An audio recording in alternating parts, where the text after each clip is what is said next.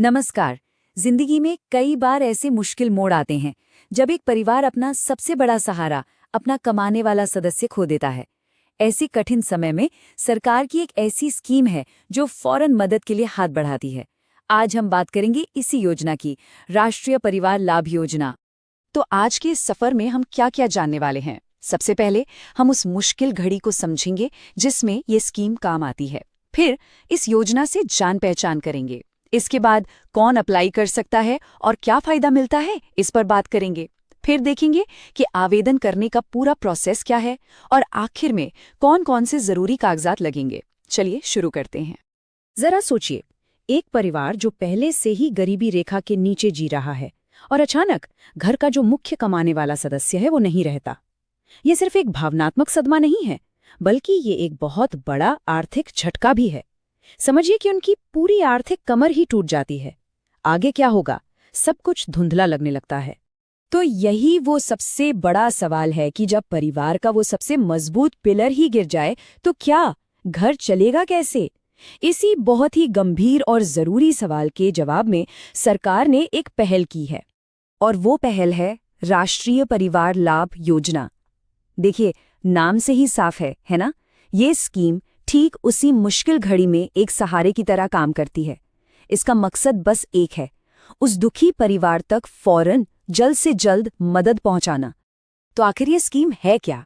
देखिए, ये केंद्र सरकार का एक प्रोग्राम है, नेशनल सोशल असिस्टेंस प्रोग्राम या NSAP। उसी का एक अहम हिस्सा है ये। और इसका काम बिल्कुल सीधा सा है। अगर कोई BPL परिवार अपने घर के मेन कमाने वाले सदस्य को खो देता है तो सरकार उसे एक मुश्त यानी वन टाइम आर्थिक मदद देती है। ठीक है, तो स्कीम के बारे में तो जान लिया। अब आते हैं सबसे जरूरी सवाल पर कि भाई इस मदद का हकदार कौन है और मदद में असल में मिलता क्या है। चलिए इसकी पूरी डिटेल्स देखते हैं। तो कौन अप्लाई कर सकता है, इसके लिए कुछ शर्तें हैं, जरा ध्यान से सुनिएगा।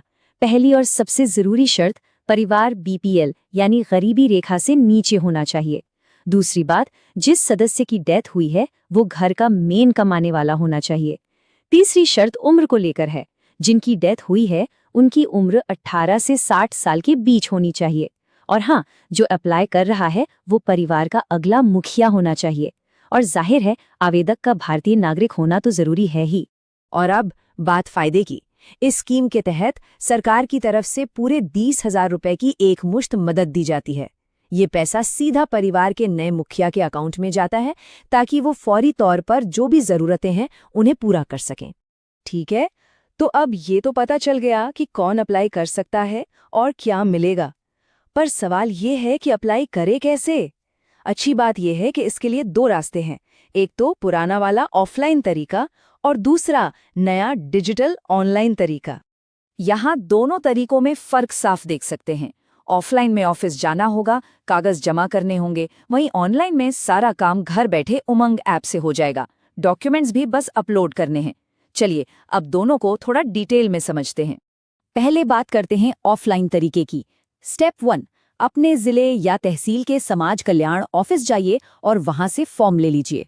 स्टेप 2, उस फॉर्म को ठीक से भरिए और उसके साथ सारे जरूरी कागजात लगा दीजिए। स्टेप 3, भरे हुए फॉर्म को वहीं ऑफिस में जमा कर दीजिए और बस इसके बाद आपका केस अप्रूवल के लिए आगे बढ़ा दिया जाएगा। अब आते हैं ऑनलाइन तरीके पर, जो कि काफी आसान है। सबसे पहले अपने फोन में उमंग ऐप डाउनलोड करके लॉगिन करना है। फिर ऐप में NSPP सर्च कीजिए और अप्लाई ऑनलाइन का ऑप्शन चुनिए। इसके बाद अपनी सारी डिटेल्स भरिए, पेमेंट मेथड चुनिए, मतलब पैसा कहाँ चाहिए। आखिर में अपनी फोटो अपलोड करके सबमिट बटन दबा दीजिए। हो गया काम। सच में ये काफी सुविधाजनक है। अब चाहे ऑफलाइन अप्लाई करें या ऑनलाइन, कुछ डॉक्यूमेंट्स तो लगेंगे ही, और ये बहुत जरूरी है कि ये सारे कागज पहले से तैयार रखे जाएं ताकि एप्लीकेशन में कोई दिक्कत ना आए। तो चलिए देखते हैं क्या क्या चाहिए। लिस्ट को 2 हिस्सों में बांटा गया है। एक तरफ है वो डॉक्यूमेंट्स जो मृतक से जुड़े हैं और दूसरी तरफ वो जो अप्लाई करने वाले के हैं। तो मृतक के लिए चाहिए होगा उनका डेथ सर्टिफिकेट, उनका ID और एड्रेस प्रूफ और परिवार का BPL या राशन कार्ड। और जो अप्लाई कर रहे हैं उनका लगेगा ID proof, address proof, age proof, उनके बैंक या पोस्ट ऑफिस अकाउंट की डिटेल्स और एक पासपोर्ट साइज फोटो। तो कुल मिलाकर देखें तो ये स्कीम BPL परिवारों के लिए एक बहुत बड़ा सुरक्षा कवच है, एक सेफ्टी नेट। कमाने वाले के जाने के बाद 20,000 रुपए की फौरन मदद मिलना बहुत बड़ी बात है। ये सिर्फ एक सरकारी पॉलिसी नहीं है, ये किसी परिवार को उसके सबसे मुश्किल वक्त में हिम्मत देने और फिर से अपने पैरों पर खड़े होने में मदद करने की एक कोशिश है। और आखिर में एक सवाल हम सबके लिए, कि हम सब मिलकर ऐसा क्या कर सकते हैं कि इस स्कीम की जानकारी हर उस घर तक पहुंचे जिसे इसकी सबसे ज्यादा जरूरत है, क्योंकि जानकारी होना ही मदद पाने का पहला कदम है। इस पर सोचने की जरूरत है।